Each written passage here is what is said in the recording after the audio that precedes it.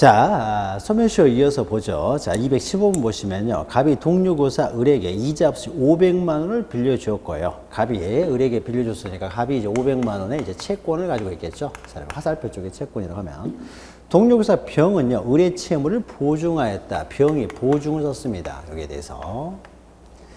자, 이 경우 소멸시효에 관한 설명으로 옳지 않은 것은 1번. 갑의 을에 대한 채권은 10년의 소멸시효에 걸린다. 원리적으로 채권은 10년의 소멸시효에 걸리는 거죠. 2번, 을이 갑에게 3개월 후에 갚기로 약정하였다면은 3개월 후에 갚기로 했습니다. 을이 갑에게 약정하였다면은 갑의 을에 대한 채권의 소멸시효는 3개월이 경과한 때로부터 진행을 하겠죠. 이행기가 3개월 후니까요. 그때부터 행사할 수가 있잖아요. 그렇죠. 그러니까 그때부터 행사할 수 있으니까 그때부터 기산을 하겠죠. 자, 3번, 을이 갑에게 갑에 붙인 정이 사망하면 갚기로 약정했어요. 자, 부가 사망하면이니까 뭡니까? 이건 기한이 있는 거죠. 기한, 불확정 기한이죠. 자, 그러면 갑이 을에 대한 채권의 소멸시효는요, 을이 정의 사망을 안 때로부터 기산하는 것이 아니라는 거죠. 정이 사망하면 어떻습니까? 바로 권리를 행사할 수가 있었잖아요. 그렇죠? 권리를 행사할 수 있었기 때문에 안 때로부터 기산하는 게 아니에요. 그러니까 알았느냐 몰랐느냐는 사실상 장애 사유밖에 안 됩니다. 그러니까 몰랐으면은 몰랐던 사람이 책임지는 거예요. 일단 권리는 행사 가능했죠. 사망하면은. 그래서 행사가 가능했기 때문에요. 안 때로부터 진행한다. 이런 말이 나오면 다 틀린 거예요. 소멸시효 진행은. 안 때로부터 또는 뭐 알 수 있었을 때로부터 진행한다. 이러면 다 틀린 말이에요. 객관적으로 행사가 가능한 때로부터 진행을 합니다. 그러니까 정이 사망하면 바로 행사가 가능했기 때문에 그때부터 시효는 진행한다는 거죠. 3번이 틀렸죠.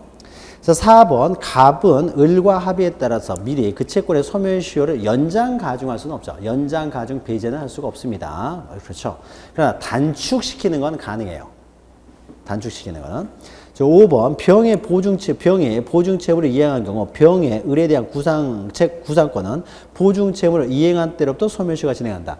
병이 대신 돈을 갚았습니다. 돈을 대신 갚았기 때문에 병은 자기가 갚은 돈에 대해서 을에게 구상을 할 수가 있어요. 그럼 언제 구상을 할 수 있습니까? 돈을 갚았을 때로부터 구상할 수가 있는 거죠. 그러니까 갚았을 때부터 소멸시효는 이제 진행을 하는 것이 되는 거죠. 3번이 틀렸죠. 그러니까 소멸시효 기산점은 안 때 이런 말 나오면 다 틀린다라고 보시면 됩니다.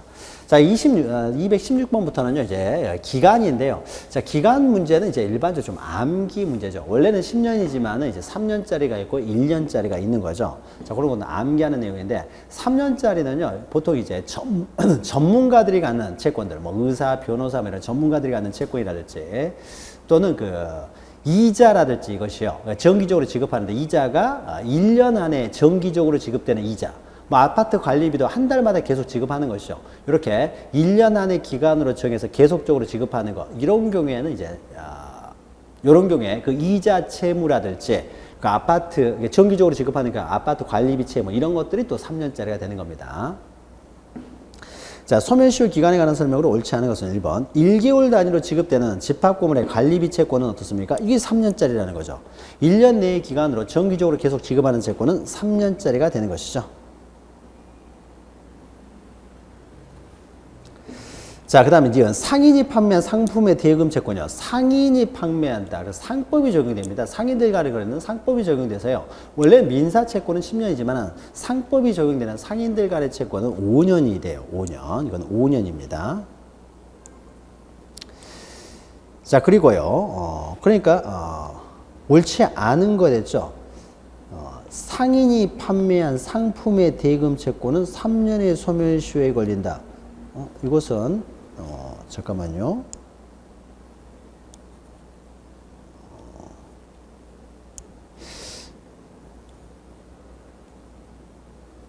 상인이 판매한 상품의 대금 채권도, 그러니까 옳지 않은 것을 모두 고른 것은 그랬는데, 니은본도요, 3년의 소멸시효에 걸린다. 이것은 좀 출제가 좀 이상한 것 같은데요. 상인이 판매한 상품의 대금 채권. 상인이 판매한 상품의 대금 채권. 법을 좀 규정을 좀 봐야 되겠네요. 내가 갑자기 생각이 났는데. 원래 상인 간의 거래는 5년입니다. 5년인데. 이것도 좀 이상한 것 같네요. 자, 그 다음에 디귿번을 보죠. 상인이 아닌 물상보증인이 상인인 채무자에게 구상권을 행사하는 경우에 그 구상권은 5년의 소멸시효에 걸린다. 원래 상인이 갖는 채권은 5년이 걸립니다. 그런데 이건 좀 다른 거예요. 상인이 아닌 물상보증인이 상인인 채무자에게 구상권을 행사합니다. 그러니까 이것은 상인이 행사하는 게 아니에요. 상인이 행사하는 것이 아니라 다른 민간인이 상인에게 행사하는 권리이기 때문에 일반 채권으로 10년이 적용이 됩니다. 상인의 권리는 원래는 5년인데 상인들끼리 갖는 권리가 5년인 것이지 이것은 상인이 갖는 권리가 아니라 독립된 상인이 갖는 권리가 아니라 민간인 다른 사람이 이제 상인에 대해서 갖는 권리이기 때문에 이것은 10년이 되는 거고요. 자, 리을 보시면 도급으로 인한 공사대금 채권은 3년의 소멸시효 권리입니다. 이게 도급도요. 도급도 3년이에요. 아, 니은 보시면요. 일반적으로 상인이 갖는 채권은요. 5년인데요. 상인이 판매한 상품의 대금 채권은 3년입니다. 이것은 법의 규정이 있는데 제가 지금 혼동을 했네요.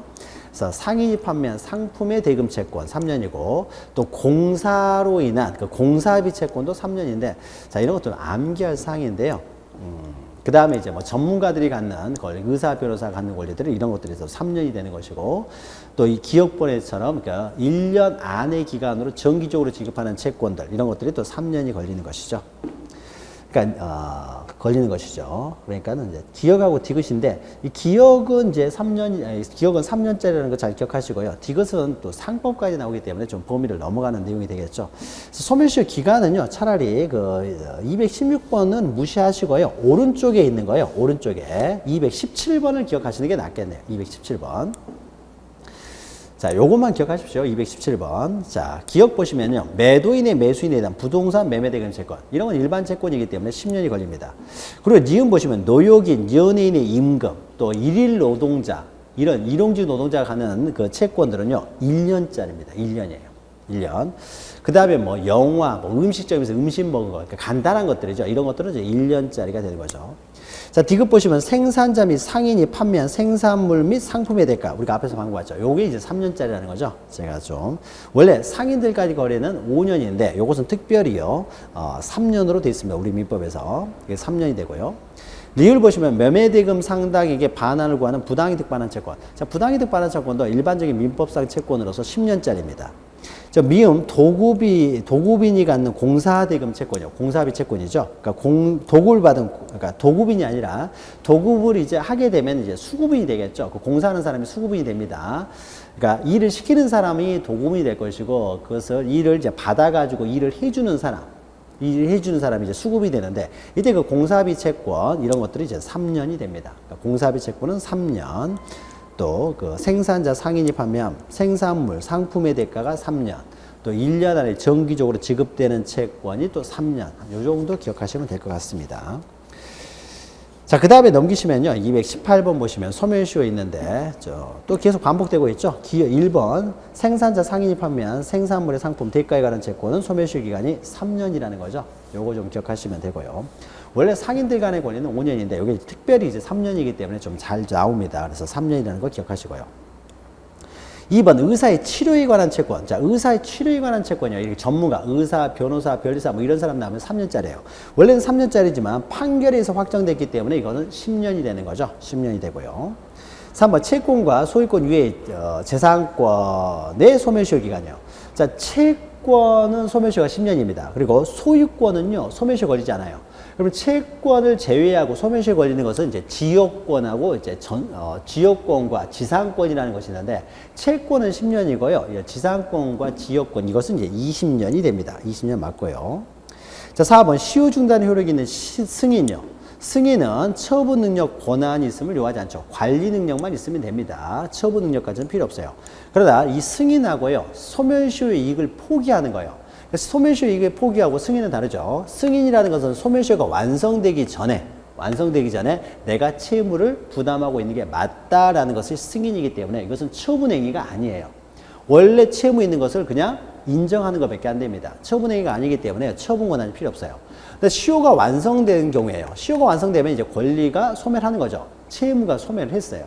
소멸했는데 포기를 하게 되면 없어졌던 채무를 다시 부활시켜 버리는 것이기 때문에 이것은 처분행위가 됩니다. 따라서 시효이익 포기에는 처분 능력이 있어야 돼요. 그러다 단순한 승인은 처분 능력을 요구하지 않는다. 그래서 4번 이 내용도 좀 기억하시기 바랍니다. 그 다음에 5번 소멸시효 기간 만료 전 6개월 내에 이제 무능력자는 이제 제한능력자를 말합니다. 제한능력자의 법정 대리인이 없는 경우에는 그가 능력자가 되거나 법정 대리인이 취임한 때로부터 6개월 내에는 시효가 완성되지 않는다.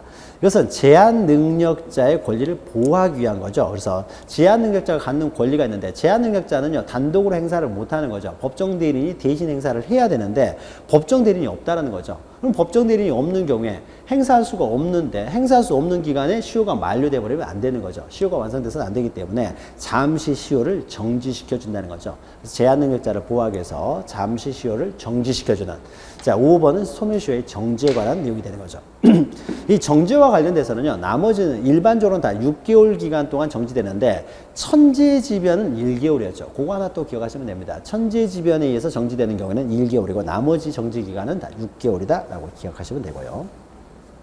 자, 19번 소멸시효에 관한 설명으로 옳은 것을 모두 고른 것은요. 기억 보시면, 기한을 정하지 않은 소멸시효는 기한이 없으니까 바로 행사가 가능하죠. 그래서 권리가 발생할 때부터 진행하는 거고요.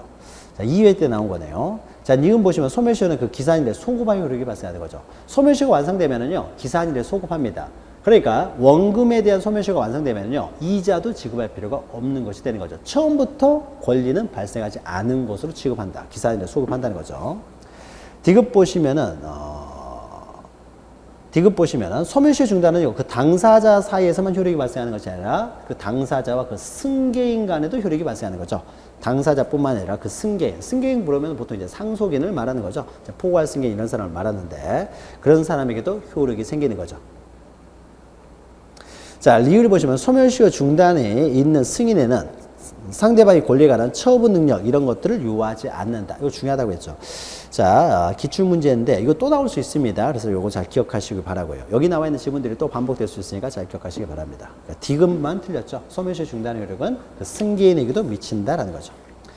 자, 20번부터는요, 이제 소멸시효 이제 중단에 관한 내용들이 나오게 되는데, 중단은 굉장히 좀 복잡하고 어렵습니다. 그래서, 다 기억하기는 힘들면요, 몇 개 제가, 이거는 꼭 기억하세요. 라는 것은 적어도 기억하시기 바랍니다. 자, 1번, 시효를 주장하는 자가 원고가 되어서요, 소를 제기한 데 대하여 피고로서 응소하여 소송에서 적극적으로 권리를 주장하고 그것이 받아들여진 경우에는 응소 행위로 인해 소멸시효 중단 효력이 발생을 한다라는 거죠.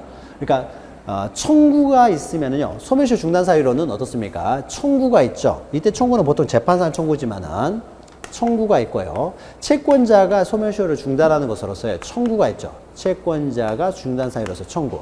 이 청구는요, 보통 일반적으로 재판상 청구를 말하는 거죠. 재판상 청구라는 것은 법원에 가서 청구를 하는 겁니다. 그러나 법원에 가서 청구하지 않았다고 하더라도 재판 외 청구로서의 최고라는 것을 인정하는 거죠. 그러니까 최고를 했을 때는 어떻습니까? 6개월 이내에 반드시 재판상 청구를 반드시 해야 되는 거죠. 그러니까 재판상 청구를 시효가 완성이 되는 것이 바로 이제 가까이 왔다는 거죠. 근데 시효가 완성되기 전에 빨리 재판상 청구 소를 제기해야 되는데 소를 제기할 만한 시간적 여유가 없을 때요. 소를 제기하는 게 쉬운 게 아니니까 그때 어떻습니까? 임시적으로 이제 최고를 먼저 할 수가 있는 거죠. 그러면은 최고를 한 다음에 이제 6개월 내에 재판상 청구를 하게 되면은 최초의 최고를 한 때의 시효는 중단된 걸로 본다는 거죠.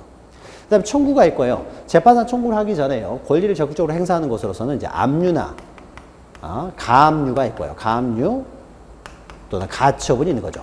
이런 경우에도 시효 중단 효력이 있는 것이고요. 또 채무자가 시효를 중단시키는 것으로 어떻게 됩니까? 뭐가 있습니까? 승인이 있는 거죠. 승인을 하니까 굳이 청구나 이렇게 압류를 할 필요가 없었던 것이죠. 시효 중단 사유. 그럼 이때 재판상 청구와 관련돼서요. 내가 바로 비록 소를 제기하지 않았다라고 하더라도요. 응소를 했다고 하더라도 그러니까 채무자가 소를 제기할 때 채권자가 응소를 했을 경우에도 응소하여 권리를 주장하고 받아들여지게 되면 어떻게 됩니까?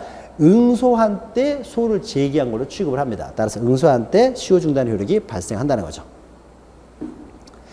자, 2번 응소. 그러니까 1번은 잘 기억하시기 바랍니다. 1번 응소요.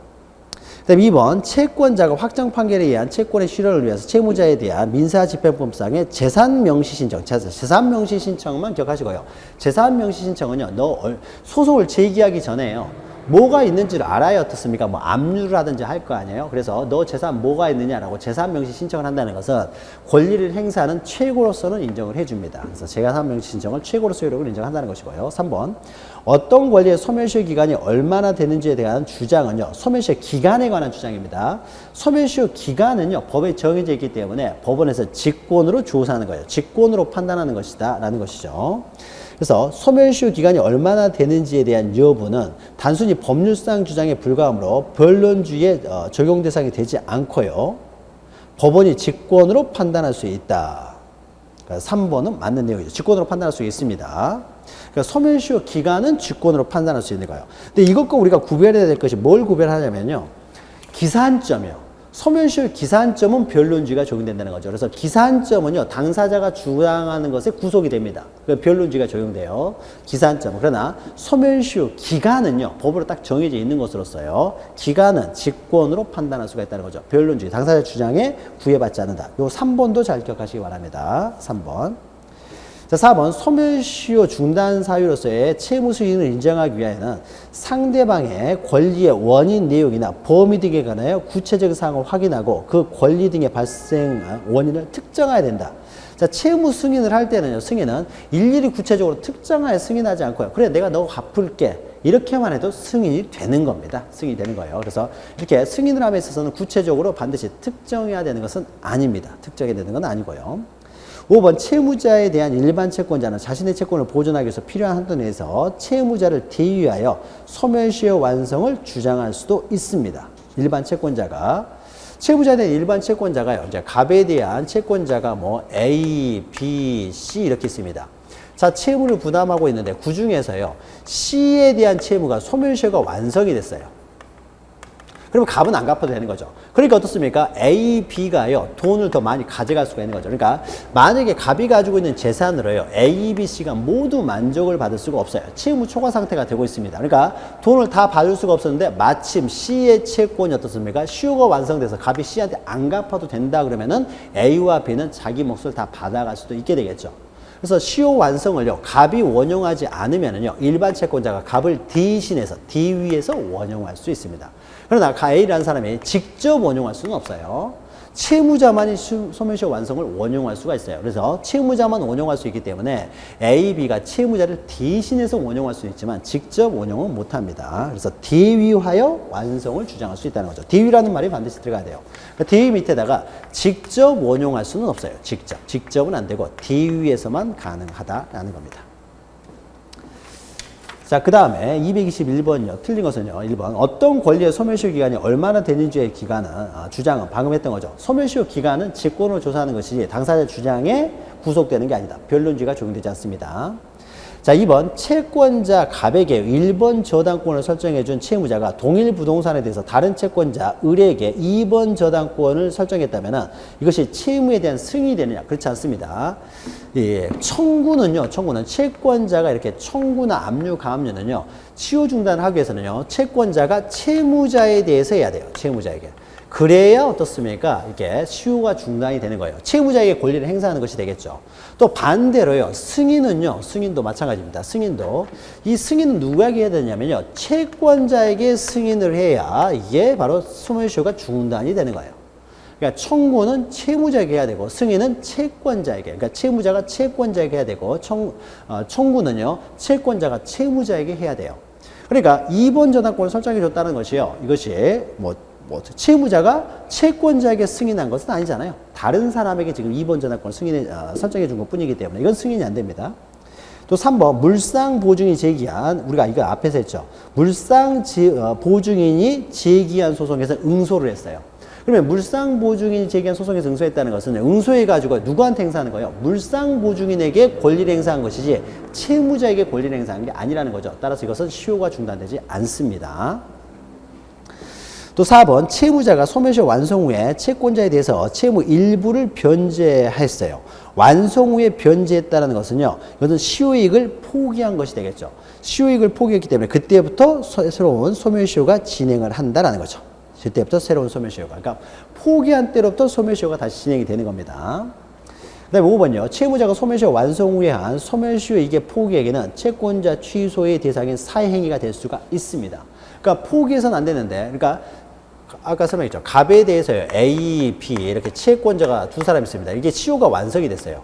시효가 완성이 돼서요, 이 사람이 채무 초과 상태가 돼가지고 다 못 갚게 생겼는데 마침 B에 대한 채무가 시효가 완성됐다는 거죠. 그러면 갑은 B한테 안 갚아도 되잖아요. 그러니까 A가 돈을 다 받아낼 수가 있었는데 갑자기 갑이라는 사람이 시효 이익을 포기해버리니까 어떻습니까? 갑자기 B의 채권이 다시 부활을 하게 되고요. 부활하게 되니까 A가 손해를 보게 되겠죠. 자, 이런 것들은요, 이런 시효 완성, 시효 이익의 포기 행위를요, 둘이서 짜고 어떻습니까? 부활을 시켜버렸을 때는 이게 취소해버릴 수가 있어요.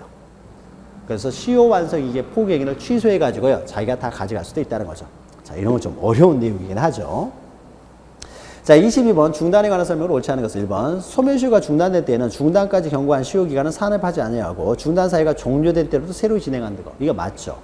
그래서 중단은요, 워낙 우리가 범위가 넓은 내용들이 많이 나오기 때문에요, 우리가 기본서에 있는 내용만 잘 정리하시면 됩니다. 기본서. 그래서 우리가 알고 있는 좀 편한 내용들만 기억하시면 돼요. 자, 1번 같은 경우는 기억해야 되겠죠. 2번 재판상 청구 후에 그 소를 취하하더라도 시효 중단의 효력은 유지된다. 취하해버리면 청구 효력이 소멸돼 버리는 거죠. 그래서 중단 사유 효력이 소멸되는 것이죠. 그럼 다만 취하했다고 하더라도 다시 6개월 이내에 다시 청구를 하게 되면은 최초의 청구를 최고의 효력을 인정해 주는 거죠. 그래서 다시 6개월 이내에 청구를 하게 되면 어떻습니까? 청구를 하게 되면 취하했더라도 6개월 이내에 다시 청구를 하게 되면은 시효 중단의 효력은 계속 유지가 되는 거죠. 그러나 취하해버리면 원칙은 어떻습니까? 시효 중단 효력이 소멸되는 거죠. 자, 3번 원고가 제기한 소에서 피고로서 응소하여 적극적으로 권리를 행사해서 받아들여졌다면 이것도 응소 행위를 한 때 시효 중단 효과가 발생하는 것이고요. 4번 주채무자에 대해 시효 중단은요, 보증인에 대해서 보증인이 2차적 채무를 부담하기 때문에 당연히 시효 중단 효력이 발생을 하게 됩니다. 자, 5번 한 개의 채권 중 일부에 대해서만 판결을 구하는 취지를 명백해서 소를 제기하게 되면 일부에 대해서만 재판상 청구를 하게 되면 시효 중단도 일부에 대해서만 효력이 미칩니다. 나머지 부분에 효력이 미치지 않고요. 23번 중단에 대해서 옳은 것은 1번 유체 동산에 대한 가압류 집행 절차에 착수하지 않은 경우에는요, 가압류를 했다고 하더라도 그 집행 절차에 착수되지 않았으면요, 중단 효력이 발생하지 않습니다. 자, 2번 채권자가 확정 판결에 기한 채권의 실현을 위하여 민사집행법상의 재산명시 신청을 하고요. 자, 송달이 되면 어떻습니까? 이것도 시효 중단으로서 최고 효력은 인정된다고 했죠. 그 다음에 3번 이미 사망한 자를 피신청인으로 하여 가압류 신청을 했어요. 자, 가압류를 하게 됐는데 죽은 사람을 상대로 했습니다. 그러면 가압류 신청 자체가 무효가 되는 거예요. 상속인에게 효과가 미치는 게 아닙니다. 그래서 시효 중단 효력이 미치지 않아요. 상속인에게 미치지도 않는다는 거죠. 상속인에게도 미치지 않는다.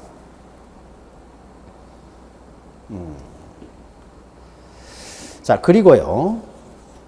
자, 4번. 공유자 한 사람이요, 공유물 보존 행위로서 그 공유물의 일부 지분에 관해서만 재판상 청구를 하게 되면은 다른 공유자에게 효력이 미치는 것이 아니라 청구는요, 당사자와 그 승계인에게만 미칩니다. 그래서 청구를 한 사람에게만 미치는 것이지 청구를 하지 않은 사람한테는 시효 중단 효력이 미치지 않습니다.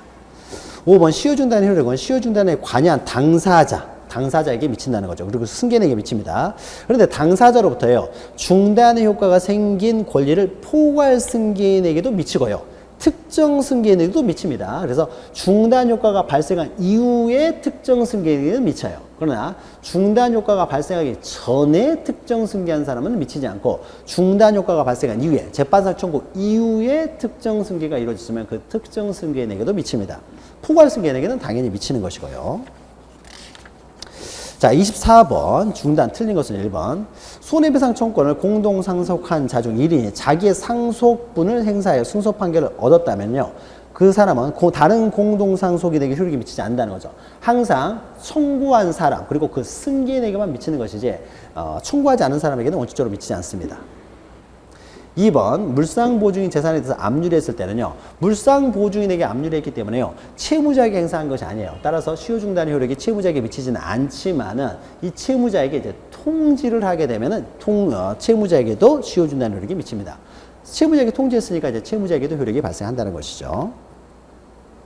자, 3번. 이것은 요역지인데요. 요역지. 이것은 이제 그 민법 우리 물권법에 나오는 내용인데요. 요역지가 수인이 공유인 경우에는 어느 1인이 지역권 소멸시효의 중단은 다른 공유자에게 효력이 미친다고 했는데 이건 지역권의 특성 때문에 생기는 것이니까 이것은 좀 무시하십시오. 이것은 너무 넓은 내용이니까요. 그러니까 일반적으로 공유자가요. 한 사람이 행사했다고 해서 다른 공유자에게 시효 중단 효력이 미치는 건 아닙니다. 그러나 지역권만요. 이렇게 예외적인 현상이 있는데 지역권이라는 게 너무 어려운 내용이기 때문에요. 3번은 그냥 무시하십시오. 이건 지역권에서만 나오는 특색입니다. 특이한 권리예요. 그래서 나타나는 현상이니까. 4번 명시적으로 채무를 승인한 경우뿐만 아니라 묵시적 승인도 소멸시효 중단이 될 수가 있어요. 모든 행위는요. 명시적 또는 묵시적으로도 가능하다는 거죠. 모든 행위는 다 묵시적으로도 가능합니다.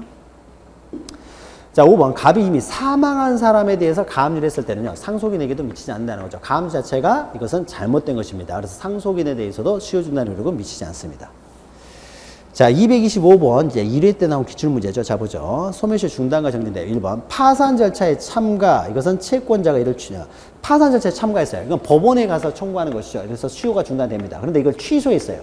취소를 했으니까 시효 중단 효력이 이제 소멸하는 것이죠. 소멸합니다. 효력이 없다. 맞죠? 2번 임의 출석의 경우. 이것도 임의 출석도 법원에 가서 임의 출석을 하는 겁니다. 임의 출석의 경우에 하위가 성립하지 아니한 때는 1개월 내에 소를 제기하지 않으면 시효 중단 효력이 없다는 겁니다. 자, 임의 출석도요. 임의 출석을 해가지고 서로가 출석을 합니다. 임의를 출석해서 화의를 해야 되는데 화의를 하지 않고 그냥 깨져버렸어요. 깨져버리면요. 시효 중단 효력은 없다라는 거죠.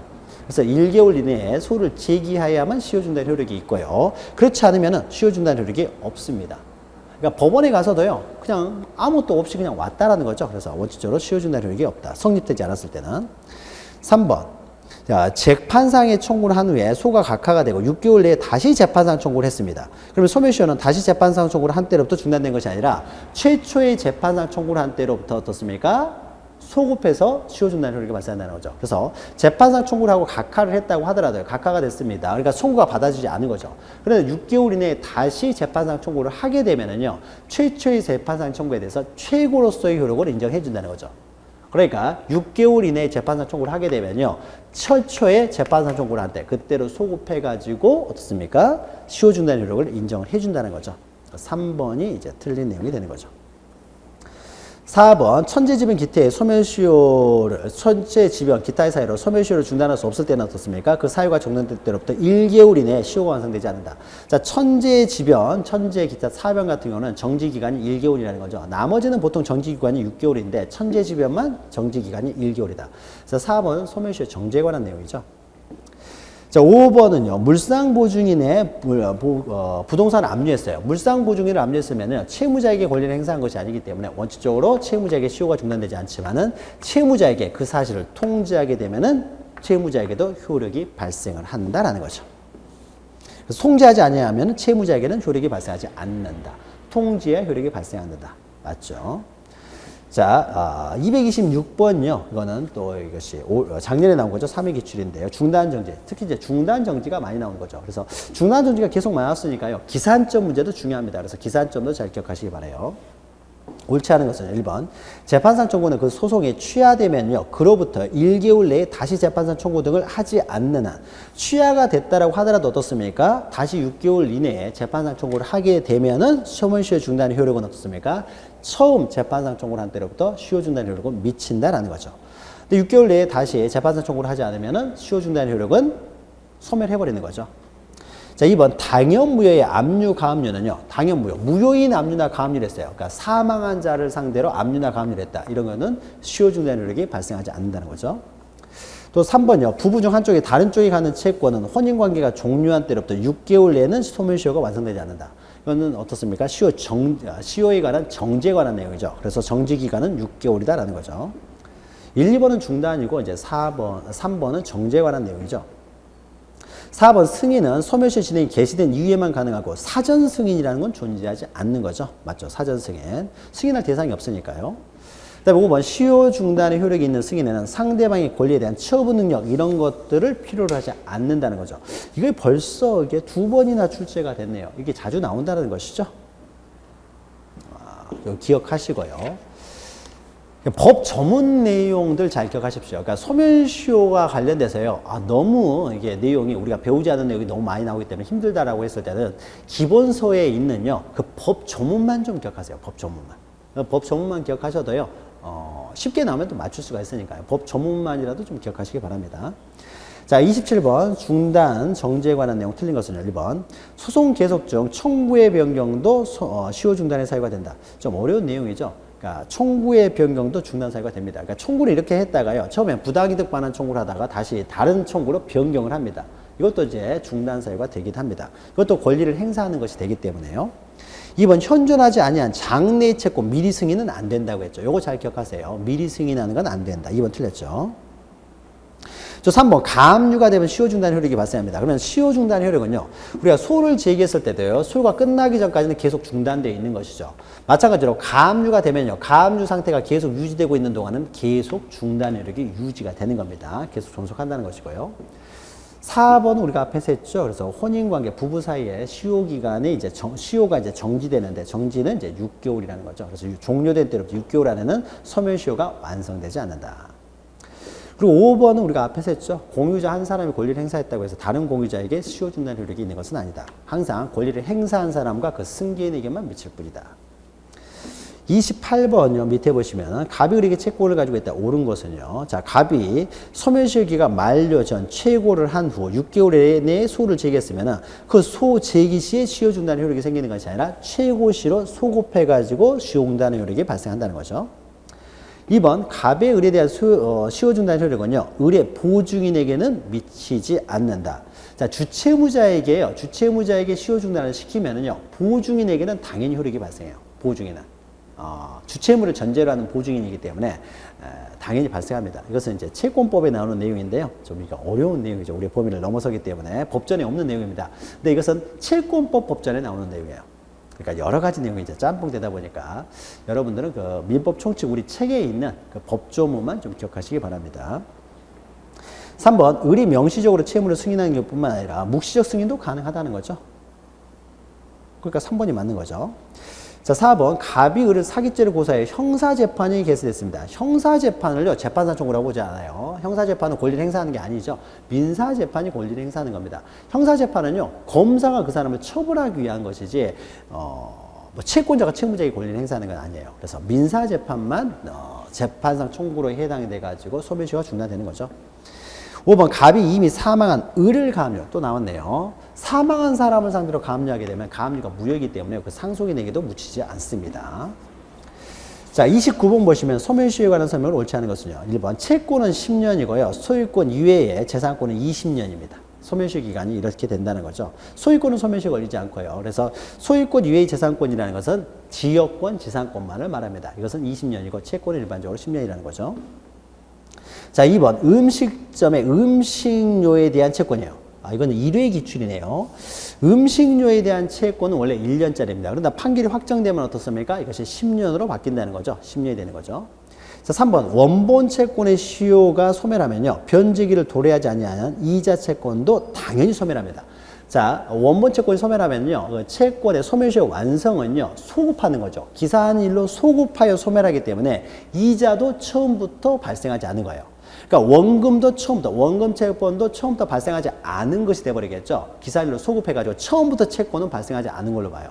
처음부터 원본 채권이 발생하지 않았기 때문에 이자 채권도 처음부터 발생하지 않은 것이 되겠죠. 다 소멸해버립니다. 소급하기 때문이에요. 자, 4번 부작위를 목적으로 하는 채권은 위반하기를 한 때로부터 소멸시효가 진행이 된다. 5번 소멸시효의 이익은 완성 전에는 포기할 수가 없다는 거죠. 완성 전에는 소멸시효의 이익이 없으니까요. 그래서 완성 후에만 포기가 가능한 거죠.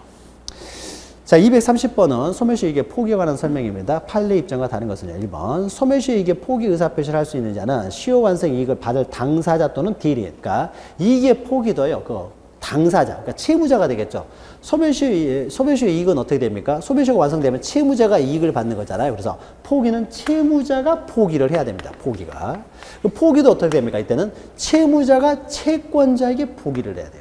물론 이제 이것도 대리인을 통해서도 할 수 있고요. 그래서 채무자가 포기를 하는 겁니다.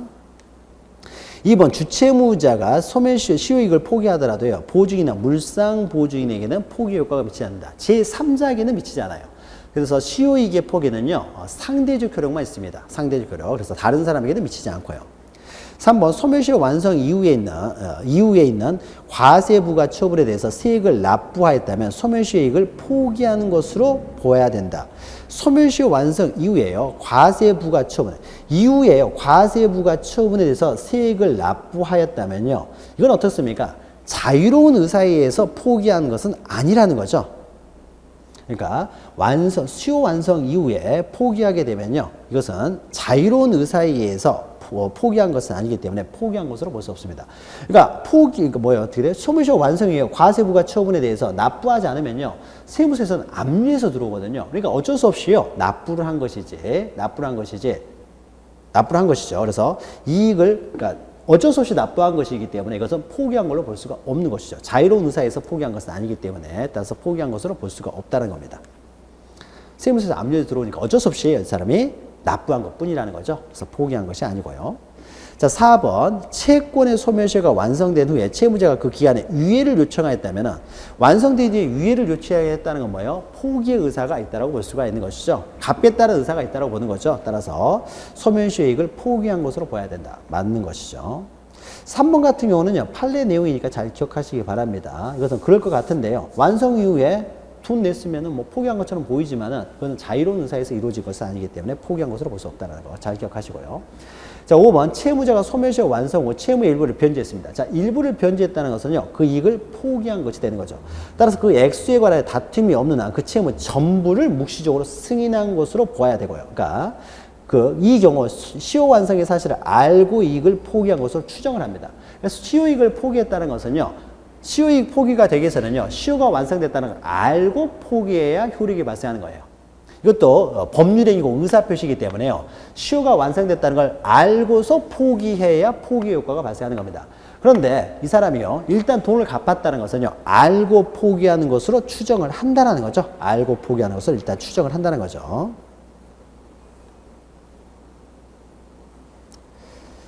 자, 보죠. 그 다음에요. 231번 보시면은, 자, 소멸시효에 관해서 옳지 않은 것은, 소멸시효는 그 기산을 소급한다는 거죠. 그리고 2번, 완성 전에는 미리 포기할 수 없다는 거죠. 이런 거 잘 기억하십시오. 완성 전에는 미리 포기할 수 없고요. 또 3번, 법률행위에 의하여 폐지연장 가중은 할 수 없지만 단축은 가능하다는 거죠. 단축 가능하고. 이건 법 규정의 내용이니까 잘 기억하시고요. 자, 승인에는 처분은 필요 없다는 것이고요. 부작위를 목적으로 했을 때는 위반행위를 한 때 진행을 한다. 이건 다 법 규정에 있는 내용이 되는 거죠. 그래서 법 규정에 있는 내용들은 잘 기억하십시오. 쉽게 나오면 이제 법 규정에 있는 내용만 나올 수도 있으니까. 그러니까 법 규정에 있는 내용 중에서요. 기간. 시효 기간이죠. 이건 좀 어렵죠. 그래서 기간은 좀 넘어서더라도 포기하더라도요. 기간이 너무 많으니까 포기하더라도요. 나머지를 제외하고면요. 그 기간을 제외하고 나면은 별로 또 외울 게 없습니다. 소멸시효 규정에. 그리고 재판상 청구와 관련돼서요. 무슨 파산 절차 참가했는데 그런 것도 무시해버리고요. 그 재판상 청구로서 재판상 청구만 보십시오. 재판상 청구. 그래서 파산 절차 참가 이런 건 빼고요. 그냥 소재기 이 부분만 보시고요. 그 다음에 소멸시효 기간 무시하고요. 그것을 제외하고 나머지 법 조문만 좀 확인하시기 바랍니다. 판례까지 다 알기 힘드시면은요. 그 다음에 마지막 232번 소구표가 발생하는 것을 모두 고른 것은 자. 한정치산 송고가 아니죠. 지금 이제 P가 한정후경 개시라고 해야 되겠죠. 자, 과거 이렇게 나왔던 것을 하는 과정에서 이렇게 오타가 있는데요. 한정치산 송고가 아니라 어떻게 됩니까? 한정후경 개시 이렇게 써야 되겠죠. 한정후경 개시. 한정후경 개시의 송고가 있고 나서 그 한정후경 개시의 심판을 취소합니다. 한정후경 개시의 심판을 취소하는 것은요. 이건 소급표가 없는 거죠. 한정후경 개시가 있다고요. 이때 어떻게 한정후경 개시가 있었습니다. 개시가 있다가요. 이때 어떻습니까? 이제 종료 심판을 했어요. 종료 심판을 했다는 거죠. 취소가 아니라 종료 심판하는 거죠. 그러면 종료 심판을 하게 되면 어떻습니까? 이때부터 능력자가 되는 것이죠. 그러니까 이때 이루어진 행위는 여전히 취소할 수가 있는 거죠. 그래서 한정후경 개시의 심판 이것도 어떻습니까? 소급표가 없는 것이고요. 종료 심판도 소급표가 없는 거죠. 한정치산 송고의 취소라는 것은 이제 지금의 법 규정으로 따지면은 종료 심판이 되는 거죠. 한정후경 개시의 심판을 종료하는 것이 되겠죠. 종료 심판은요, 이것은 소급표가 없습니다. 자, 실종 선고의 취소는 어떻습니까? 실종 선고는 소급표가 있었죠. 그래서 실종 선고가 이루어지면 어떻습니까? 실종 기간 만료 시에 사망한 것으로 봤어요. 그런데 그 실종 선고가 취소가 돼버리면 어떻습니까? 만료 시에 사망한 것으로 본 것들, 만료 시를 소급해가지고 어떻습니까? 이때부터 처음부터 다시 또 계속 살아있는 것으로 취급하는 거죠. 사람이 살았다 죽었다 살았다 할 수 없으니까 처음으로 다시 소급해가지고 처음부터 계속 살아있는 사람으로 취급하는 거죠. 그래서 원칙적으로 소급을 하는 거죠. 소급하기 때문에 법률 관계가 이제 뒤집어지니까요. 제3자의 이익이 해할 수 있으니까 소급표를 제한하기 위해서 실종 선고 후 취소 전에 선의로 이루어진 행위는 영향이 없다라는 특별 규정을 두고 있는 거죠. 그래서 실종 선고의 취소는 소급표가 있고요. 시효 완성이요. 소멸 시효 완성은 당연히 소급표가 있죠. 방금 했던 거죠. 또 미성년자가 영업 허락에 대한 취소입니다. 미성년자 영업 허락에 대한 취소예요. 자, 영업 허락을 한 다음에 취소를 하는 것은요. 이미 만약에 영업 허락을 했는데 허락을 해가지고요. 이미 영업행위를 했어요. 그리고 난 다음에 영업행위를 취소합니다. 그러면 그 취소는 어떻습니까? 소급표가 없는 거죠. 그러니까 미성년자가 법정대리인의 동의 없이 법률행위를 했을 때 그 법률행위 취소는 소급표가 있어요. 그러나 허락이나 동의의 취소 이것은 엄밀하게 말하면 어떻습니까? 아직 법률행위를 하기 전에 철회의 의미만 갖는 것이지 이미 법률행위를 했을 때는요. 이제는 어떻습니까? 취소를 하더라도 소급표가 없다는 거죠. 그러니까 이미 한 행위는 유효한 것이 되는 거죠. 그래서 이 동의나 영업 허락의 취소는 소급표가 없습니다. 그다음 미음 보시면 이게 매매 계약을 취소하는 거 이건 소급표가 있는 것이죠. 그래서 소급표가 있는 것은 이제 니은, 디귿, 미음만 되는 거죠. 자, 특히요. 그 기역하고 리을에 있는 거 소급표가 없는 것도 좀 함께 기억하시면 됩니다. 자, 소멸시효는요, 전체적으로 굉장히 복잡하고 어렵죠. 이것은 어렵고 복잡한 이유가요, 우리가 민법 총칙의 범위를 벗어난 내용이 많기 때문에 좀 어렵습니다. 그래서 너무 어렵다고 생각하시면요, 법 전문 내용, 우리가 앞에서 설명드렸다시피 법 전문 내용만 잘 기억하셔도 쉽게 나오면 또 맞출 수 있다는 거죠. 자, 이렇게 해서요, 문제풀이 과정을 이제 모두 마칩니다. 자, 문제, 여기 나와 있는 문제, 이렇게 아주 많은 내용은 아닙니다만은, 여기 있는 내용만 여러분이 확실하게 이해하셔도요, 뭐, 시험 보는데 전혀 지장이 없을 겁니다. 그런데, 우리 시험이 또 만점 맞는 시험은 아니기 때문에, 읽어가는 과정에서 이것은 너무 복잡한 내용이고 우리의 범위를 넘어선다라고 생각이 되시면요. 그런 것들은 한번 읽어보시고 이해한 데까지 이해하고 이해 안 되면요. 그것을 끝까지 뭐 이해하려고 노력하실 필요는 없고 우리의 기본서에 있는 내용이죠. 그래서 이 문제집은 그 문제집 자체가 목적이 돼서는 안 되고요. 기본서에 있는 내용을 정확하게 우리가 이해하기 위한 수단으로 이용하는 겁니다. 그래서 기본서에 있는 내용인데도 불구하고 내가 문제를 푸는데 풀지를 못했다라면 그것은 이제 확인을 통해 가지고요. 다시 정확히 알고 계셔야 되는데 가끔 문제 중에서는요. 기본서에 없는 내용들도 있습니다. 자, 그런 내용은 이해하는 데까지만 이해하시고요. 그냥 넘어가셔도 되고 적어도 기본서에 있는 내용이 문제화 됐을 때 그 내용들은 확실하게 기억하십시오. 그러니까 결국은요. 우리가 문제풀이를 하는 것은 기본서 내용을 정확하게 이해하기 위한 방법으로 문제풀이를 한 거기 때문에 마지막 정리는요. 기본서를 통해서 정리하시기 바랍니다. 기본서 자체도 그렇게 두껍지 않잖아요. 그래서 그 내용은 확실하게 기억하시기 바랍니다. 자, 그러면 이렇게 해서 문제풀이 내용을 이제 강좌를 모두 마치고요. 저는 나중에 이제 최종 정리 강의 아마 최종 정리 강의로 해서요. 그러니까 우리 민법 총칙의 내용을 한 요약해서 한 8회 정도로요. 시험에 나올 만한 내용만으로 이제 8회 정도로 해서 한번 정리를 하려고 합니다. 그리고 이제 모의고사를 한 2회 정도 과정을 갖추고요. 자, 그 정도 되면은 행정사 준비는 뭐 다 끝나는 걸로 볼 것 같습니다. 저는 그러면 나중에 최종 정리 강의 시간에 다시 찾아뵙겠습니다. 문제풀이 강의 끝까지 듣느라고 고생 많으셨습니다. 고맙습니다.